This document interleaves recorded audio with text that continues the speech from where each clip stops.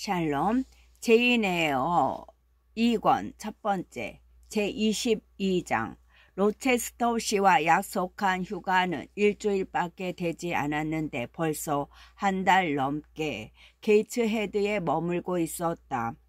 장례식이 끝나면 곧바로 떠나려 했으나 조지아나가 런던으로 출발할 때까지 있어 달라고 정했다. 누이의 장례를 감독하고 집안일을 정리하러 왔던 외삼촌 깁슨 씨가 런던으로 초대했던 것이다. 조지아나는 일라이자와 단둘이 있기가 무섭다고 했다. 자신이 절망에 빠져 있어도 가여워하지 않고 무서움에 떨어도 아무런 위로도 해주지 않으며 또 여행 준비도 거들어주지 않는다고 했다. 그래서 나는 풀이 죽어있는 그녀의 기분을 달래주고 이기적인 한탄을 잘 들어주고 그녀를 위에 바느질을 해주고 짐 싸는 것을 성심껏 도와주었다. 내가 이런 일을 하는 동안 그녀는 아무것도 하지 않고 빈둥빈둥 놀기만 했다. 나는 조용히 생각했다. 사촌, 내가 오랫동안 너와 함께 지내야 한다면 지금과 같은 행동을 그냥 보고만 있지 않을 거다. 고분고분 받아주지는 않을 거야. 네가 할 일은 네가 끝까지 하게 하고 그렇지 않으면 하든지 말든지 그냥 내버려 두었을 거야. 또 나른하게 내뱉는 너의 무책임한 불평은 네 가슴속에만 묻어두라고 했을 것이다. 그런데도 내가 참고 너의 불평을 들어주는 것은 우리가 곧 헤어질 것이고 더구나 슬픈 상중이기 때문이다. 드디어 조지아나를 떠나보내고 나니 이번에는 일라이자가 일주일 더 있어 달라고 정했다. 그녀는 시간을 두고 신중하게 자신의 계획을 실천해야 한다고 했다. 그녀는 미지의 나라로 떠날 준비를 하고 있었다. 온종일 방문을 걸어 잠근 채 가방을 싸고 서랍을 정리하며 서류를 불살랐다. 누구와도 이야기를 나누지 않았다. 그러는 사이 나한테 집안일을 좀 봐주고 손님을 맞이하고 조문 편지에 답장을 보내달라고 부탁했다. 어느 날 아침 그녀는 나한테 이제 하고 싶은 대로 해도 된다고 하더니 이렇게 덧붙였다. 그동안 꼼꼼하게 일을 처리해줘서 정말 고마워. 조지아나와 사는 거랑 참 많이 다르더구나. 너는 맡은 일을 잘 해내고 남에게 폐를 끼치지 않아. 내일 난 유럽 대륙으로 떠나 닐 근처 수도원에 들어가서 살 거야. 사람들은 수녀원이라고 부르겠지만 거기에서는 누구의 간섭도 받지 않고 조용히 지낼 수 있겠지. 당분간 가톨릭 교리를 공부하고 그 교리와 제도가 어떻게 운영되는지 연구하는 데만 전념할 거야. 아직 마음을 굳힌 건 아닌데 계획한 일들이 차례차례 잘 진행되어 가면 가톨릭 교리를 믿고 수녀가 될 거야. 나는 그녀의 결심을 듣고도 별로 놀라지 않았고 그러면 안 된다고 말리지도 않았다. 나는 마음속으로 말했다. 너한테 가장 잘 어울리는 삶이야. 아무튼 행복하기를 바라. 작별할 때 그녀가 말했다. 안녕 제이네요. 너는 참 지각 있는 사람이야. 나도 말했다. 일라이자 언니도 지각이 없지는 않아요. 하지만 1년만 있으면 언니가 가진 것들은 프랑스 수녀원 담장 밑에 산채로 묻어버리겠지요. 하지만 내가 관여할 문제는 아니죠. 언니에게 맞는 일이라면 그것으로 좋다고 생각해요. 네 말이 맞아. 그녀가 말했다. 이런 말을 나눈 후 우리는 각자의 길로 떠났다.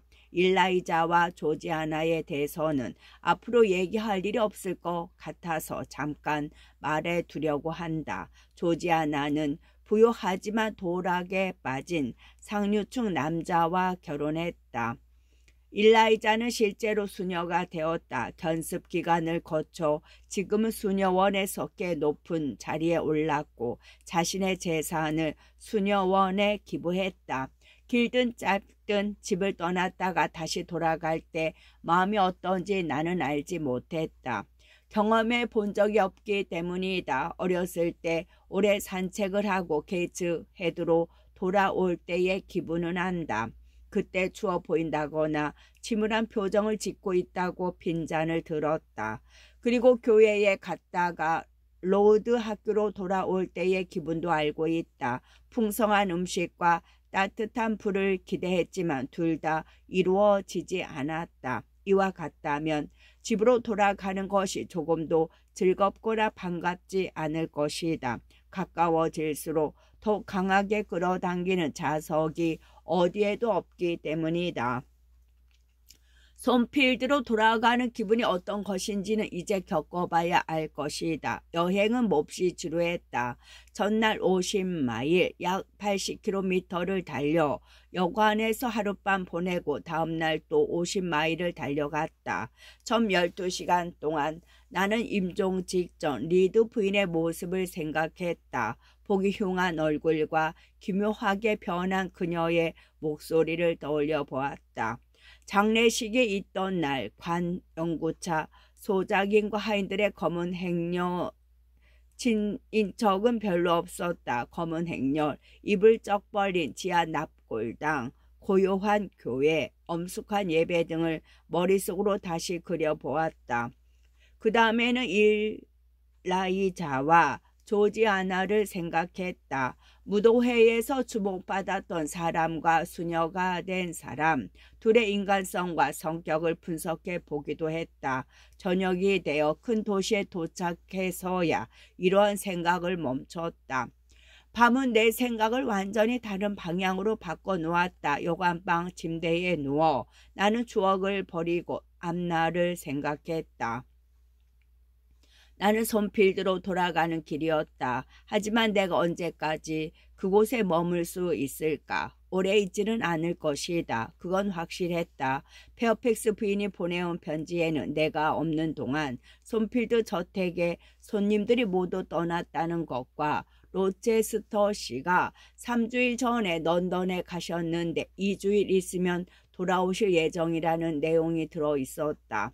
페어팩스 부인은 로체스터 씨가 새 마차를 사려고 하는 것으로 보아 결혼식 준비로 런던에 가신 것 같다고 했다. 로체스터 씨는 잉글램 양과 결혼한다는 것이 믿기지는 않지만 떠도는 소문도 그렇고 자기가 직접 눈으로 보기에도 머지않아 식을 올릴 것 같다는 것이었다.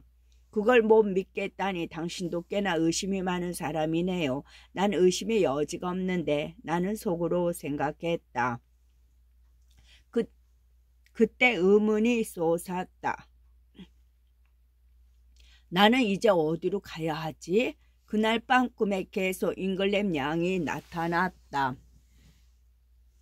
새벽녘 꿈속에서 그녀가 나타나 손필드 저택의 대문을 잠그고 손가락으로 가리키며 다른 길로 가라고 했다. 그리고 로체스터 씨가 팔짱을 낀 채 비웃는 듯한 웃음을 지으며 그녀와 나를 바라보았다. 나는 밀코트로 마차를 보낼까봐 페어팩스 부인에게 도착하는 날짜를 알리지 않았다. 나는 혼자 조용히, 정말 조용히 손필드까지 걸어가고 싶었다. 6월 어느 날 저녁 6시쯤 나는 조지 여관 마부에게 짐을 맡기고 손필드를 향해 늘 다니던 길을 걸어갔다.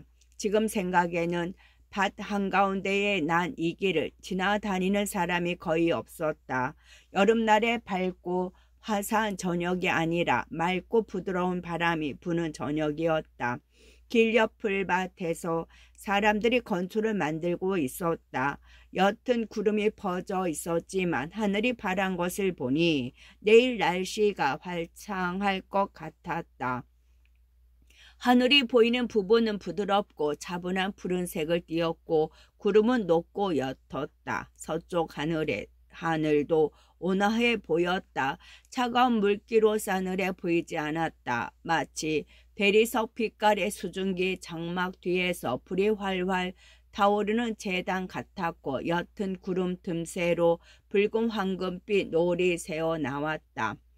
목적지가 점점 가까워 오자 나는 기뻤다. 너무 기뻐서 잠시 걸음을 멈추고 무엇 때문에 이렇게 기쁜가 하고 스스로에게 물어보기도 했다. 그러자 나의 이성이 지금 내가 집으로 가고 있는 것도 아니고 영원한 휴식 전화, 벗들이 창밖으로 목을 빼고 나를 기다리는 것도 아니라는 사실을 일깨워 주었다. 나는 속으로 말했다. 페어팩스 부인은 미소 지며 너를 반겨줄 거야. 아델은 널 보고 좋아서 손뼉을 치며 팔짝팔짝 뛸 거야. 하지만 너는 그들보다 다른 일을 생각하고 있지. 하지만 그는 너를 생각하지 않는다는 것도 잘 알 거야. 그러나 젊음처럼 외골수가 어디 있을 것이며 경험이 없는 것만큼 맹목적인 것이 있겠는가. 이 두 가지로 인해 로체스터 씨가 나를 보든 말든 나는 그분을 다시 볼 수 있는 것만으로도 충분히 기뻤다. 그럼 어서 가야지. 서둘러. 허락될 때 초대한 옆에 있어야 해. 며칠 아니면 잘해야 서둘러. 허락될 때 최대한 옆에 있어야 해. 며칠 아니면 잘해야 두서너 주 있으면 영영 헤어지게 된단 말이야. 그러고 나서 나는 키우고 싶지도 않고 믿고 싶지도 않은 고약한 운명을 무시하고 다른 박질 쳤다. 솜필드의 풀밭에서 사람들이 건초를 만들고 있었다. 아니, 내가 가까이 다가갔을 때 농부들은 벌써 일을 끝내고 어깨에 갈퀴를 둘러매고 집으로 돌아가는 중이었다. 이제 밭을 한두 개만 지나면 길 건너편 정문에 이를 것이다. 울타리에는 장미꽃이 한가득 피어 있었다. 그러나 한 송이조차 꺾을 시간이 없었다. 그만큼 빨리 집에 가고 싶었던 것이다. 입이 무성하고 꽃이 만발한 키 큰 들장미 가지가 뻗어있는 길을 지나자 좁은 돌 층계가 보였다. 그리고 또 그곳에 앉아 연필로 종이에 무언가를 쓰고 있는 로체스터 씨가 보였다. 그것은 유령이 아니었다.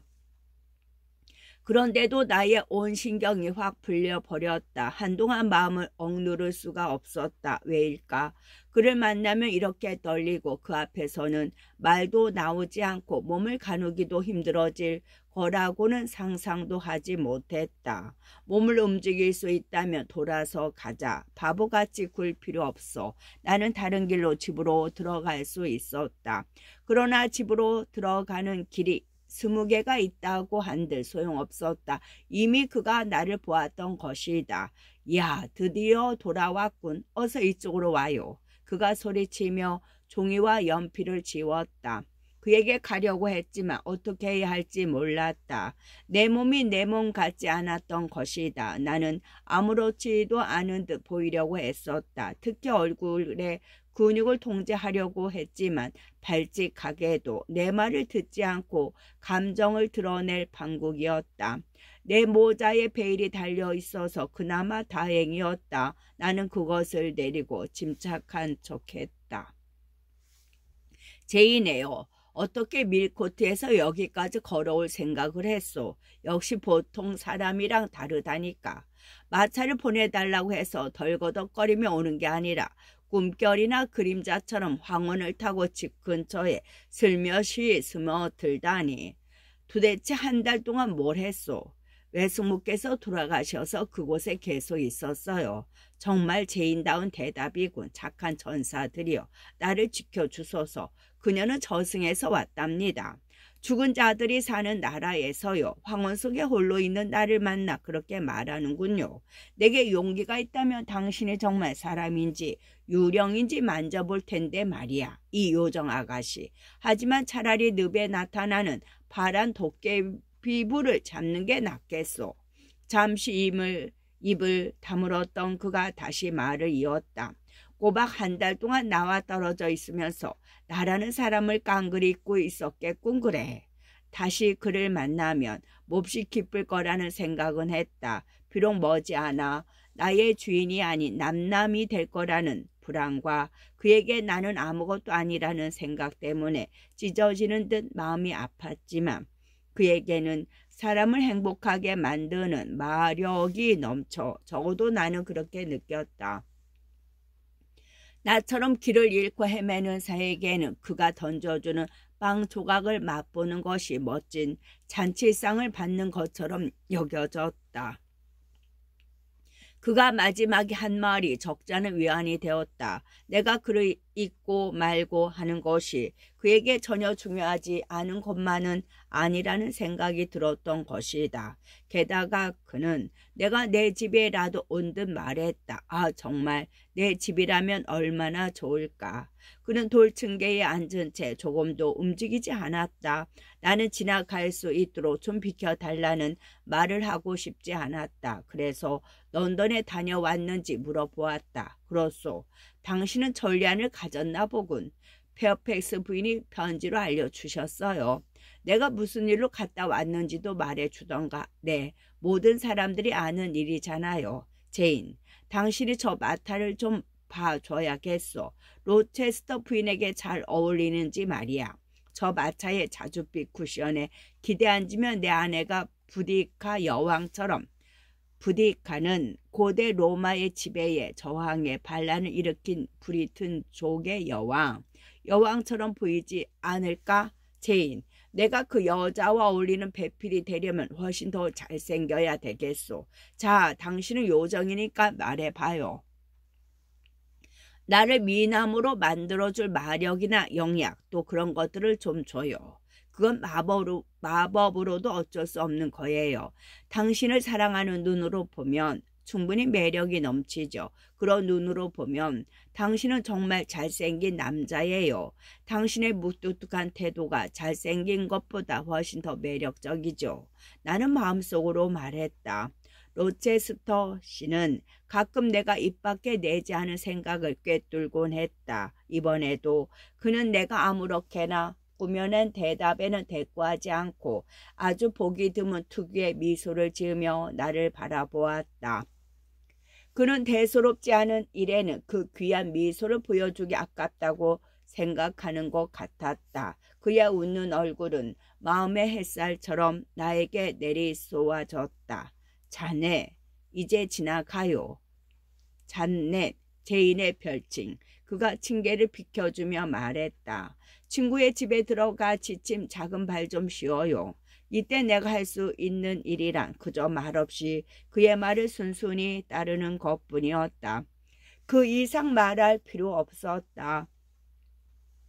나는 아무 말 없이 그의 옆을 지나가려고 했으나 이내 어떤 충동이 나를 사로잡았다. 그리고 어떤 힘이 내 발을 붙들었다. 내 안에 있는 그 무엇이 나 대신 말하는 것 같았다.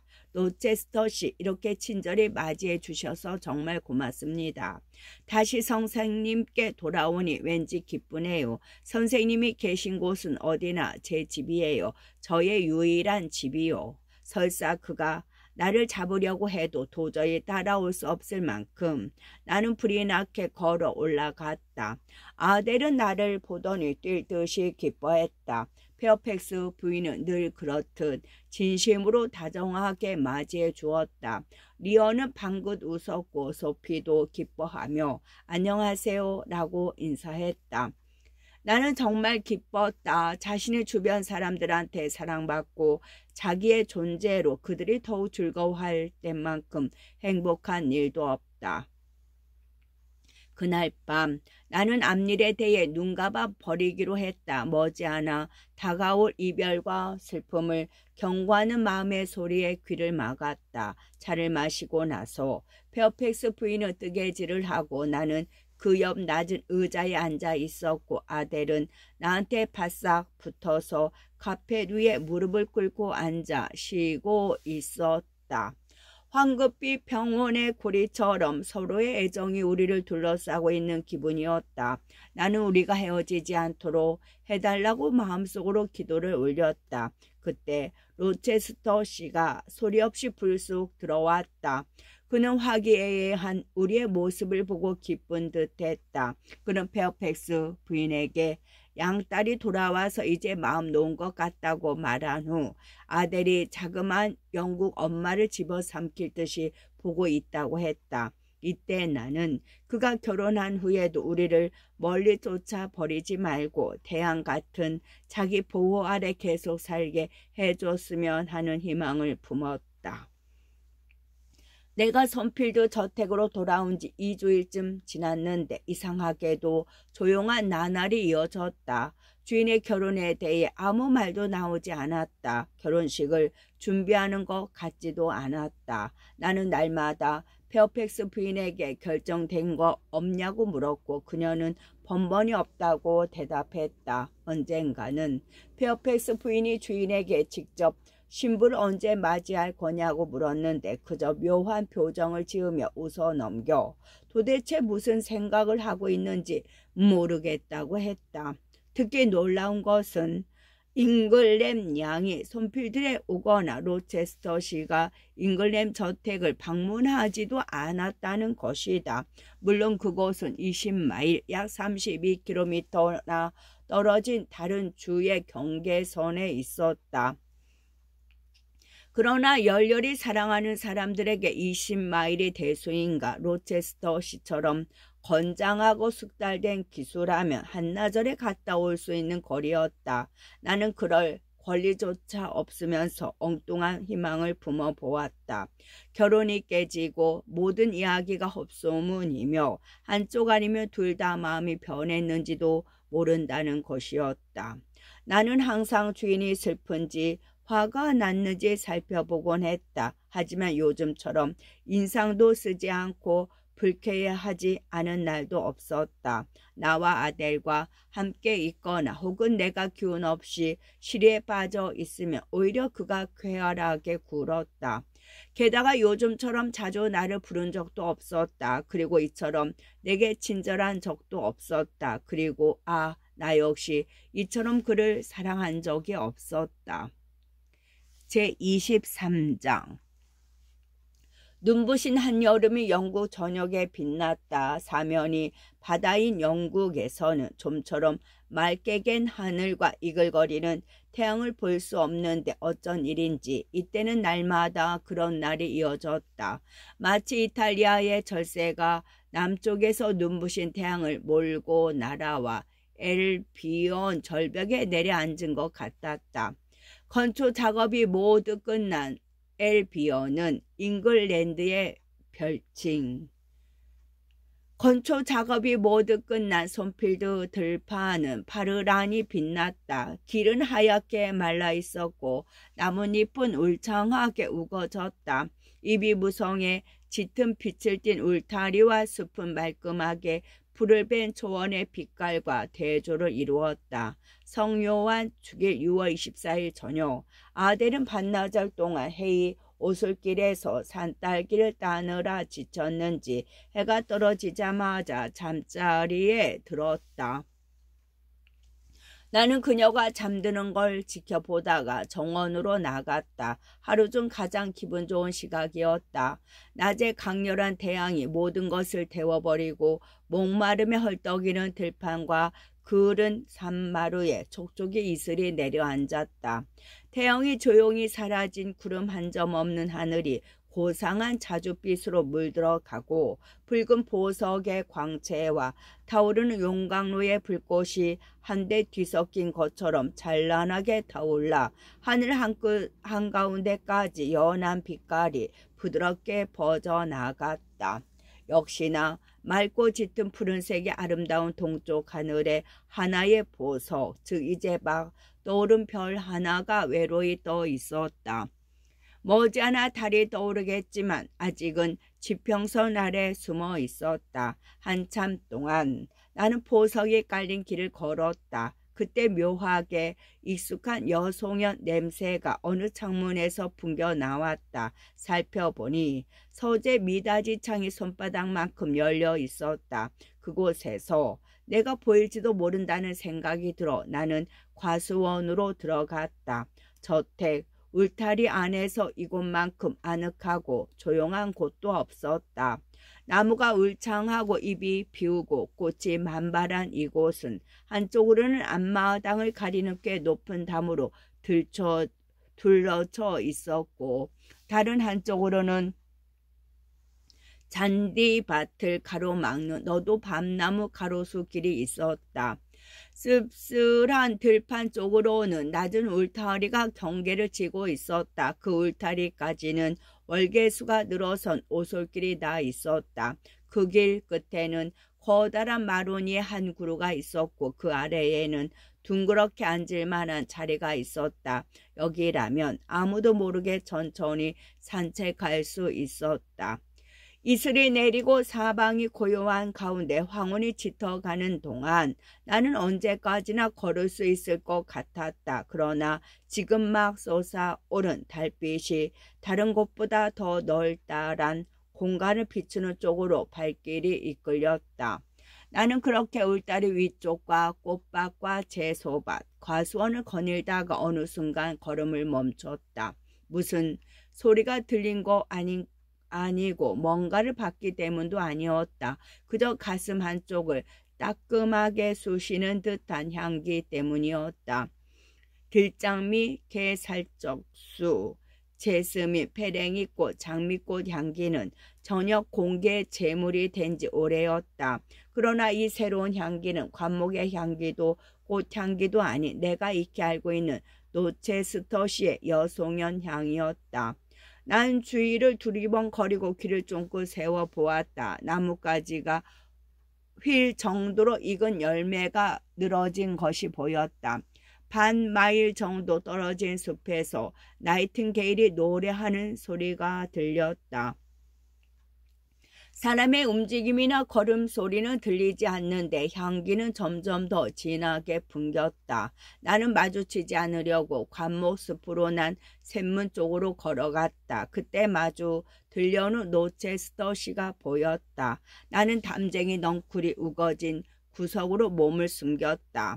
오래 있지는 않겠지. 왔던 길로 돌아갈 거야. 조용히 있으면 미처 못 볼 거야. 그러나 그렇지 않았다. 내가 해질 무렵을 좋아하듯이 그도 마찬가지였다. 곳의 장연한 정원은 그에게도 매력적이었다.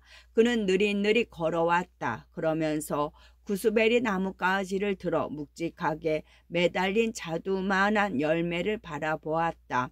그리고 담에서 익은 버찌를 닦고 향기를 맡는지 혹은 꽃잎에 맺힌 이슬에 감탄하는지 꽃송이 위로 몸을 굽히기도 했다. 그때 큰 나방 한 마리가 윙윙 소리를 내며 내 곁을 날아 로체스터시의 발밑풀에 내려앉았다. 그는 그것을 보려고 허리를 굽혔다. 저쪽으로 돌아섰다. 게다가 나방을 보느라 정신이 없을 때 슬쩍 지나가야겠어. 나는 생각했다. 나는 자갈길로 가면서 소리가 날 것 같아 잔디밭 언저리로 걸어갔다. 그는 내가 지나가는 곳에서 2야드, 약 180cm쯤 떨어진 꽃밭 한가운데에 서 있었다. 나방의 마음을 뺏긴 것이 분명했다. 무사히 지나갈 수 있을 거야. 나는 생각했다. 아직 달이 높이 뜨지는 않았으나 정원에 그의 그림자가 길게 드리웠다. 그 그림자를 건너가려는데 그가 내 쪽으로 돌아보지도 않고 나지막히 말했다. 제인, 이 녀석 좀 봐요. 나는 전혀 소리를 내지 않았다. 그의 뒤통수에 눈이 달린 것도 아니고 그림자가 감지할 줄을 아는 것인가. 나는 깜짝 놀라 걸음을 멈췄다. 그에게 다가가자 그가 말했다. 이놈의 날개 좀 봐요. 서인도 쟤도 나방 같다니까. 영국에서는 이처럼 크고 화려한 것이 밤을 배회하는 일은 매우 드물거든. 이런, 날아가 버렸네. 나방은 한 바퀴 빙 돌더니 멀리 날아가 버렸다. 그것을 보고 나도 자리를 떠나려고 슬며시 걸음을 옮겼다. 그러자 노체스터 씨가 내 뒤를 따라오더니 샘문 앞에 이르렀을 때 말했다. 가지 말아요. 이렇게 시원하고 쾌적한 밤에 집안에 있는 건 한심한 일이요. 그리고 막 달이 뜨는 이때 잠자는 사람이 어딨소. 나는 때로는 민첩하게 대답하지만 도무지 대꾸할 말이 생각나지 않을 때도 있는데 이것은 나의 결점 중 하나이기도 했다. 그런데 이 결점은 항상 난처한 상황에 처했을 때, 즉 그 어느 때보다 민첩한 말과 그럴싸한 핑계가 필요할 때 나타난다. 나는 이 어두운 시각에 로체스터 씨와 단둘이 한적한 과수원을 산책하고 싶지 않았다. 그러나 이 자리를 피할 만한 핑계거리가 생각나지 않았다. 나는 계속 빠져나갈 궁리를 하며 내키지 않은 걸음으로 그의 뒤를 따라갔다. 그러나 아주 차분하고 위험 있는 그의 태도를 보자 안절부절 못하는 내 자신이 부끄러웠다. 나만 지금 사악한 마음을 품었거나 혹은 앞으로 품을 수 있다면 품은 듯했다. 그는 지극히 담담하고 평온해 보였다. 월계수가 늘어선 오솔길로 들어가 낮은 울타리와 마로니에가 서 있는 길 끝으로 천천히 걸어가면서 그가 말했다. 손필드는 여름철에 참 좋은 곳 아니요? 네, 그래요. 당신은 이제 이 집이 정이 들었을 거요. 자연의 아름다움을 느낄 줄도 알고 또 애착심도 남달리 강하니 말이요. 네, 정말 정이 많이 들었어요. 그리고 속내는 어떤지 모르겠지만 영리하지도 않은 어린 아델에 대한 애정도 꽤 깊은 것 같소. 그리고 저 단순한 페어팩스 할멈한테도 말이요. 네, 둘 다 사랑해요. 의미는 각기 다르지만요. 그들과 헤어지면 섭섭하겠지. 네, 어쩌나. 그가 한숨을 쉬며 말을 끊었다가 이내 말을 이었다. 세상 만사 다 그런 건 아니겠소. 마음에 드는 안식처에 자리를 잡았다 싶으면 쉬는 시간이 끝났으니 빨리 떠나라는 목소리가 들린단 말이요. 제가 꼭 떠나야 하나요? 손필드를요? 내가 물었다. 그래야 할 거요. 미안하지만 떠나야겠소. 나는 가슴이 절렁 내려앉는 듯했다. 그러나 이 충격에 휘둘릴 수는 없었다. 네, 그러죠. 나가라고 하시면 나가야죠. 언제든 말씀만 하세요. 아무래도 오늘 밤 그 말을 해야겠소. 그럼 정말 결혼하시는 거군요. 그렇소. 역시 예리하군. 정확히 맞췄소. 곧 하시나요? 서둘러야 할 것 같소. 네, 아니에요. 선생 기억하겠지. 처음에 내가 말한 아니 소문이라고 할 수도 있지. 아무튼 노 총각의 목에 성스러운 올가미를 씌울 것이라고 한 걸 말이요. 그러니까 성스러운 결혼을 하겠다고 솔직히 털어놓지 않았소. 다시 말해서 나는 잉글램 양과 결혼하기로 했소. 가슴에 안기에는 벅차하지만 그게 문제겠소. 블렌치와 같은 미인은 아무리 함께 있어도 지겹지 않은데 제인, 내 말 좀 들어요. 나방을 찾아 두리번거리는 건 아니겠지. 그건 집으로 날아가는 날벌레였소. 아무튼 이 점을 기억하라는 거요. 당신의 그 존경스러운 분별력으로 즉 어딘가에 종속되어 어떤 책임을 맡고 있는 처지에 적합한 선견 지명과 지각력과 겸손으로 이 이야기를 맨 먼저 당신이 꺼냈다는 거요. 잉글램 양과 결혼하면 당신이나 아델은 이 집에서 나가는 게 좋은 거라고 말이요. 이건 일견 내가 사랑하는 사람을 모욕하는 말이기도 하지만 그건 그냥 넘어갈 것이요. 잔넷, 당신이 떠나고 나면 그런 것은 머릿속에 담아두지 않겠소. 다만 당신의 지혜는 염두에 두겠소. 당신의 슬기로운 지혜에 따라 행동에 옮기겠소. 아델은 학교에 가야 하고 당신은 새 일자리를 구해야 할 것이요.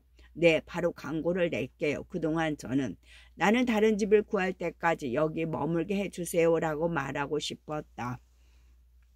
그러나 목소리가 나오지 않아 길게 말할 수 없을 것 같아 그만두었다. 한 달 후에 나는 신랑이 되어 있을 거요. 그동안 나름대로 당신의 일자리와 거처할 곳을 알아보겠소. 네, 고맙습니다. 그리고 죄송합니다. 제가 선생님께 미안하게 생각할 것 없소. 당신처럼 책임과 의무를 다한 사람은 고용주가 제공할 수 있는 것이라면 아무리 사소한 것이라도 당연히 요구할 수 있는 것이요.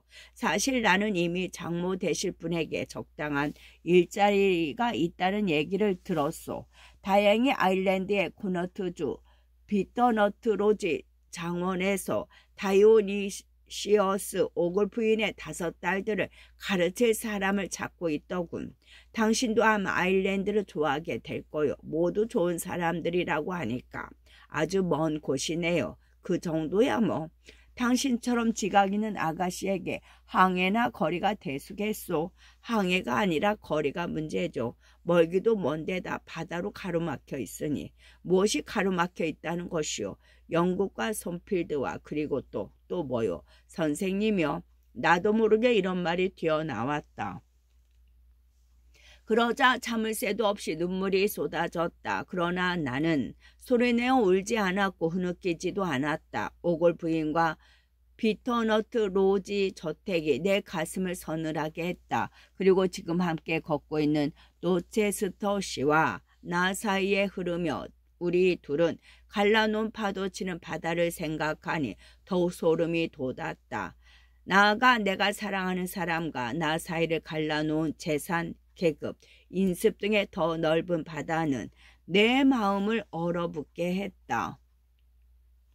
정말 먼 곳이네요. 나는 다시 말했다.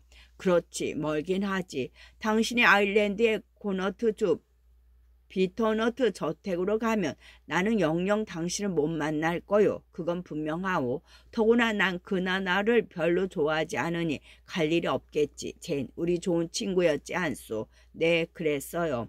친구 사이라면 헤어지기 전날 밤 얼마 남지 않은 시간을 함께 보내야 하지 않겠소? 이쪽으로 와요. 하늘 높이 별들이 반짝반짝 빛나기 시작했소. 30분 정도 항해나 이별에 대해 이런저런 이야기를 나눕시다. 여기 마로니에의 늙은 뿌리를 벤치 삼아 앉으면 되겠소. 자, 오늘 밤은 여기서 조용히 보냅시다. 우리가 함께 여기 앉을 일은 두 번 다시 없을 테니. 그는 나를 앉히더니 자기도 앉았다. 아일랜드는 너무 멀어. 제인, 내 귀여운 친구가 그런 지루한 여행을 해야 하다니 너무 섭섭하군. 하지만 나로서는 그 이상 잘해줄 수가 없으니 어쩌면 좋단 말이요. 제인, 당신은 나와 많이 비슷하다고 생각하지 않소? 이제 나는 어떤 대답도 할 수 없었다. 가슴이 미어질 듯 했기 때문이다. 그가 계속 말했다. 끝.